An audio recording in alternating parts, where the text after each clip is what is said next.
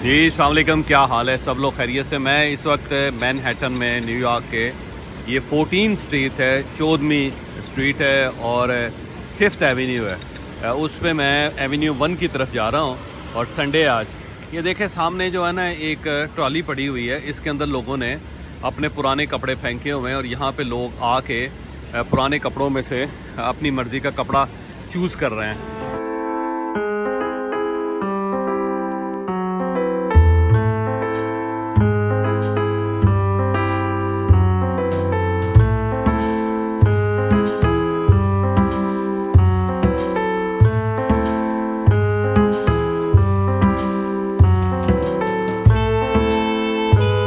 तो एक तो ये सूरत हाल अमरीका के अंदर ये है, लेकिन बहरहाल इसके अंदर एक अच्छी चीज़ भी है कि लोग जो हैं बजाय इसके कि वो चीज़ें ज़ाया कर दें, वो इस तरह ट्रॉलीज़ के अंदर रख देते हैं और जो ज़रूरतमंद होते हैं वो अपनी मर्ज़ी का आके वहाँ से फिर चीज़ निकाल लेते हैं और जो उनको पसंद होती है या वो समझते हैं कि उनके काम आ सकता है। ये देखें छोटी छोटी फैमिलीज़ हैं जो बैठ के इन चीज़ों को चूज़ कर रहे हैं। तो बहरहाल दुनिया में बहुत सारे मुल्क हैं जहाँ पे इससे बेहतर तरीका भी अडॉप्ट किया जाता है, जैसे कि ईरान के अंदर उन्होंने दीवार बना दी है तो उसके ऊपर खूंटे लगाए हुए हैं जहाँ पे जिसके पास जो इजाफी चीज़ होती है वो लटका जाता है और जिसको ज़रूरत होती है वो उतार के ले जाता है। तो पाकिस्तान के अंदर भी ये होना चाहिए इस टाइप का, ताकि जो ज़रूरतमंद है उन सबको फ़ायदा हो, बजाय इसके कि आप चीज़ों को ज़ाया कर दें, आग लगा दें या उनको ऐसी जगह पे फेंक दें जिससे जो सीवरेज सिस्टम है वो चोक हो जाए, वो बंद हो जाए। उसके बजाय कुछ ऐसी जगह मेरा ख़्याल है इस्लामाबाद, लाहौर, कराची के अंदर होनी चाहिए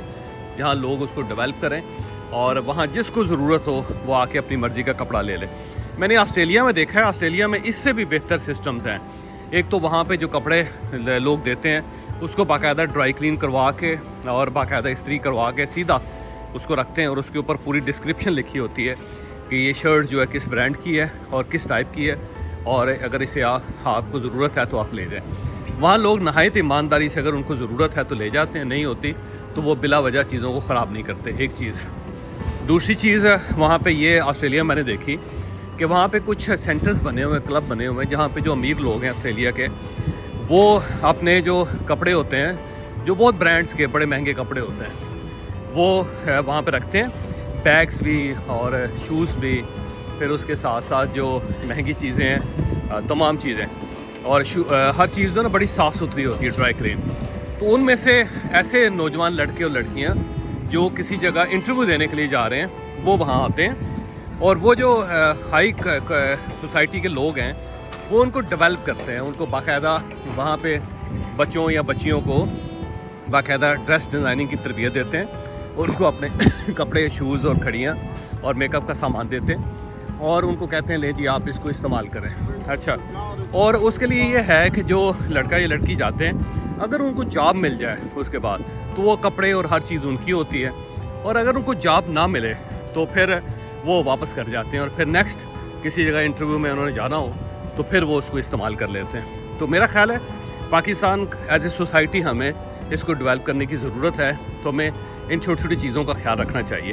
तो कोई इनिशिएटिव ले पाकिस्तान के अंदर और लोगों से कपड़े कलेक्ट करें, जैसे कि मुझे पिछले दिनों हमजा साकब साहब ने बताया था कि अखुवत का एक पूरा सिस्टम है जिसमें लोग अपने कपड़े दे जाते हैं। इसी तरह सर्दियों से पहले रज़ाइयाँ जो हैं वो होनी चाहिए, तकिए होने चाहिए और तमाम इस्तेमाल की चीज़ें, बर्तन आपके पास इजाफ़ी हों तो वो ऐसे लोगों को दे देने चाहिए जिनके वो काम आ जाएँ।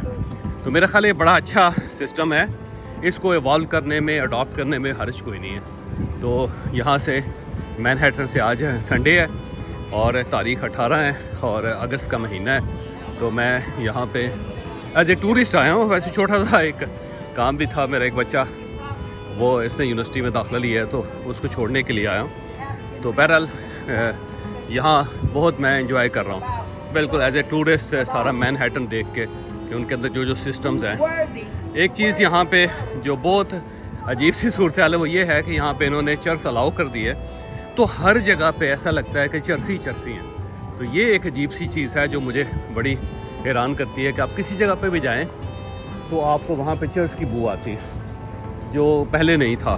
दूसरा, अमेरिका बहुत महंगा हो गया हुआ है। जब हम लोग पहले आते थे तो बड़ा सस्ता था, बड़ा गरीब परवर सा मुल्क था और हर चीज़ सस्ती थी, लेकिन अब आए तो बहुत ज़्यादा महंगा हो गया। तो इसका मतलब ये हुआ कि चीज़ें अब आउट ऑफ कंट्रोल है, और वो जिस रिसेशन को हम रोकते हैं वो रिसेशन तो इस साइड पे है, अमेरिका के अंदर है, यूरोप के अंदर है। जब आप उसे देखते हैं तो फिर आपको पता चलता है कि रिसेशन होता क्या है।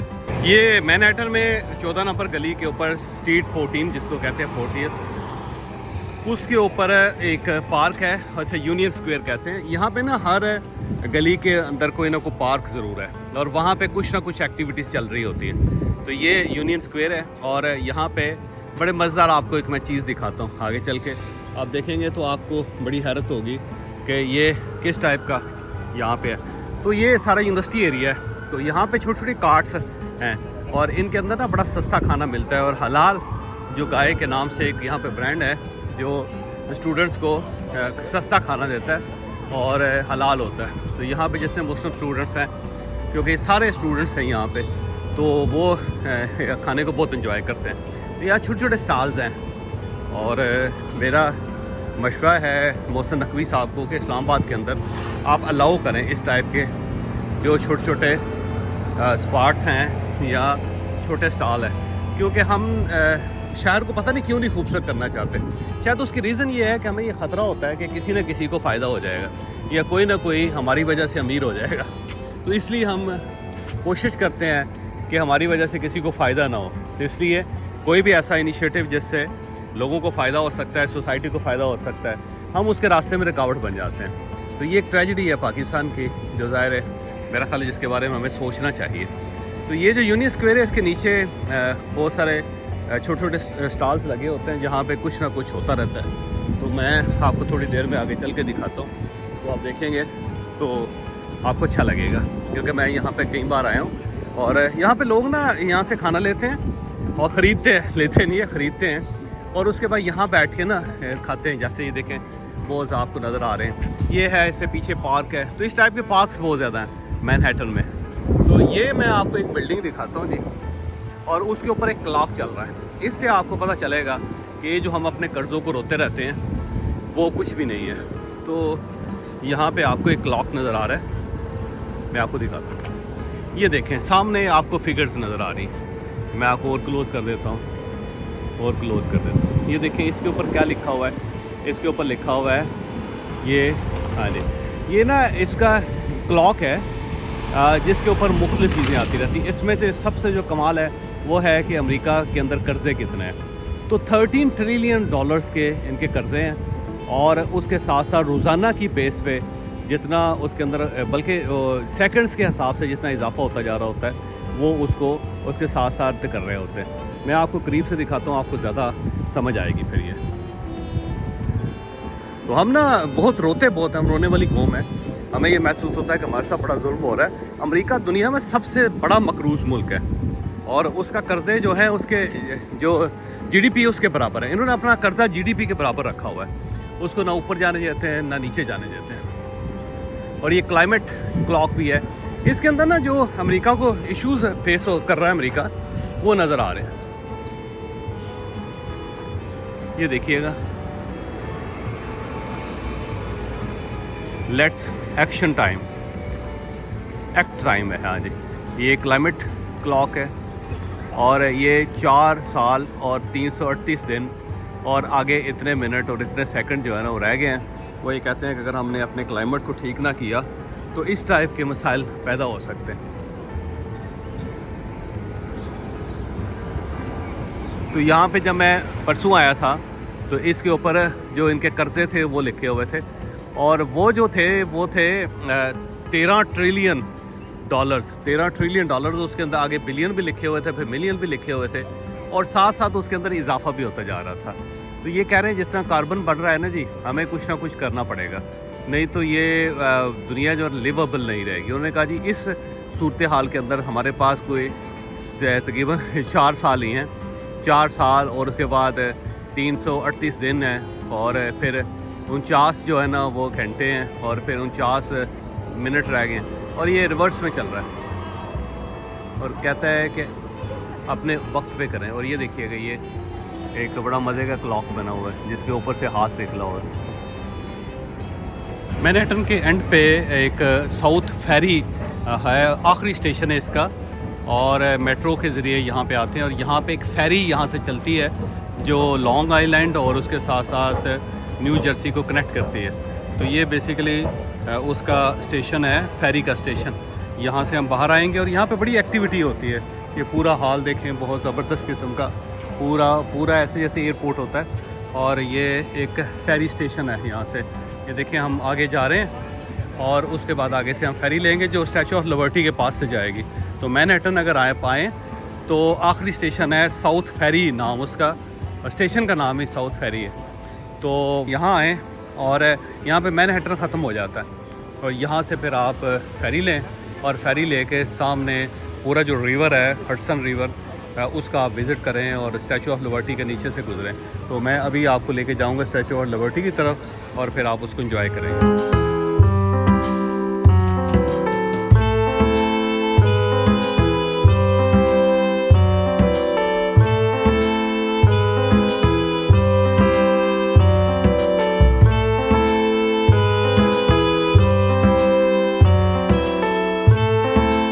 अब ये देखें कि ये सारे फेरी के लिए लोग खड़े हुए हैं जी। यहाँ पे अब फेरी लगेगी और स्टैटन आइलैंड फेरी है ये, और अब सारे के सारे लोग उसके अंदर घुस जाएंगे। और बड़ी फेरी है, कहते हैं 2-3 हज़ार लोग उसके अंदर आ सकते हैं। और ये कनेक्ट करती है पूरे न्यूयॉर्क को आपस में मैनहट्टन के साथ। और ये लाइनों में लगे हुए हैं और हर आधे घंटे बाद यहाँ से फेरी जाती है।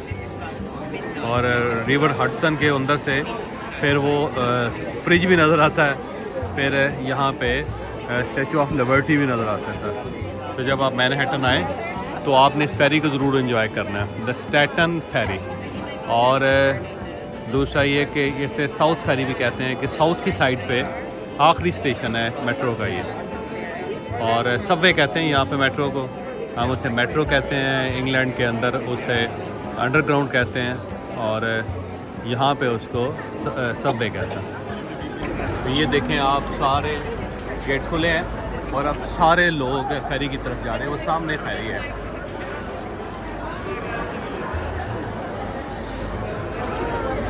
डोरथी डे इसका नाम है, और लोग जो हैं इसके अंदर अब धड़ाधड़ जा रहे हैं।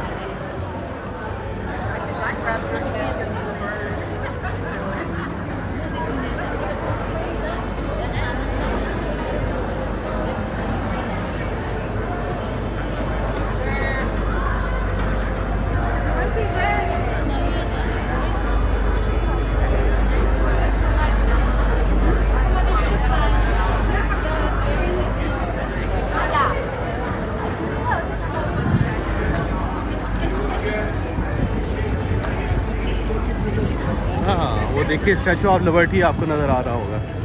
तो अभी आपको पूरी करीब से दिखाएंगे।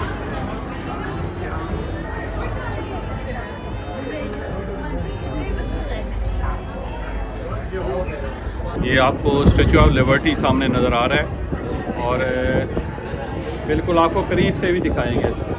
और ये 2 हिस्सों को मिलाती है फेरी। ये देखिएगा, इस साइड पे मैनहट्टन है सारा, ये मैनहट्टन है,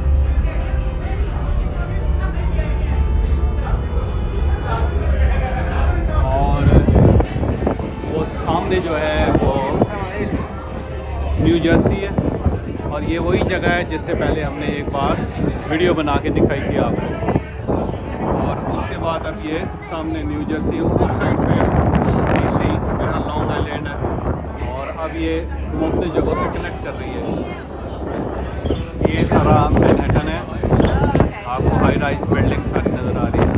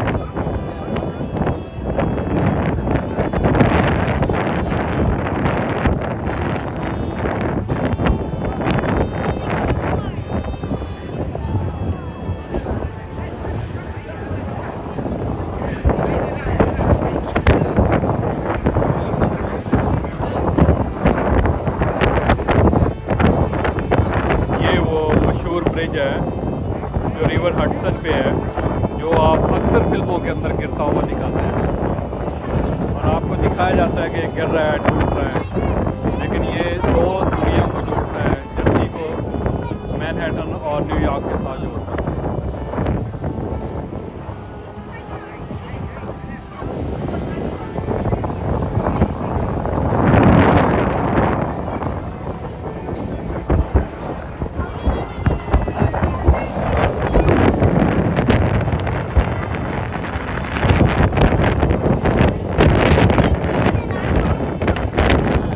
अब इस साइड से मैनहट्टन आपको नज़र आ रहा है सारा, ये इस साइड पे जर्सी है और आगे ये आइलैंड्स हैं और उसके पीछे ये न्यू जर्सी के साथ कनेक्ट होती है हर चीज़। और इसके बाद ये सारा जो इलाका है ये मैनहट्टन है, ये आपको नज़र आ रही होगी एम्पायर स्टेट बिल्डिंग, ये एम्पायर स्टेट बिल्डिंग नज़र आ रही है आपको और उसके साथ साथ बाकी